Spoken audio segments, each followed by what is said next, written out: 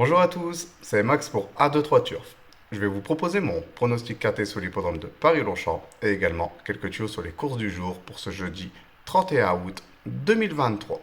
Mais avant ça, on va revenir sur mes résultats de mes pronostics de ce mardi 29 août 2023 qui était sur l'hippodrome de Dieppe et l'arrivée du KT. C'était le numéro 10, le 8, le 1, le 7 et le 6. Mes deux bases prennent la troisième et la quatrième place, donc on a pu tout de même toucher le 2 sur 4. Également le multi en 7 chevaux. Et pour ceux qui ont pu jouer une combinaison un peu plus élargie dans le KT, vous avez pu toucher le KT dans le désordre.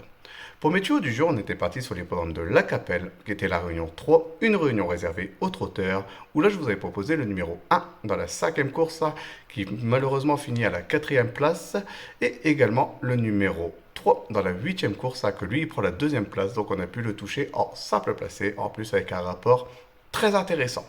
On va revenir sur mon pronostic KT sur l'hippodrome de Paris-Longchamp pour ce jeudi 31 août 2023. C'est la réunion 1, course 8, un départ prévu à 18h pour le prix du Bel Air réservé aux seuls galopeurs et galopeuses de 3 ans sur les 1600 mètres de la piste. C'est une corde à droite, une piste en herbe. Ils sont 16 partants pour cette première épreuve d'handicap de catégorie divisée. Et mes deux bases, ça sera le numéro 12 et le numéro 1.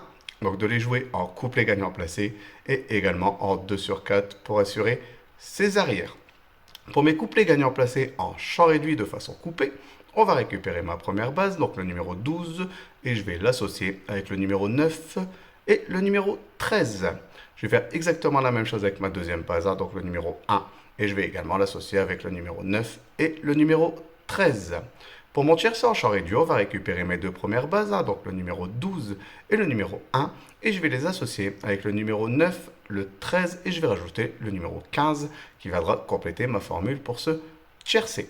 Pour mon quartier unitaire, on va récupérer mes chevaux, donc le numéro 12, le 1, le 9, le 13, le 15, et je vais rajouter le numéro 5 en cheval de complément en cas de non partant dans ce KT.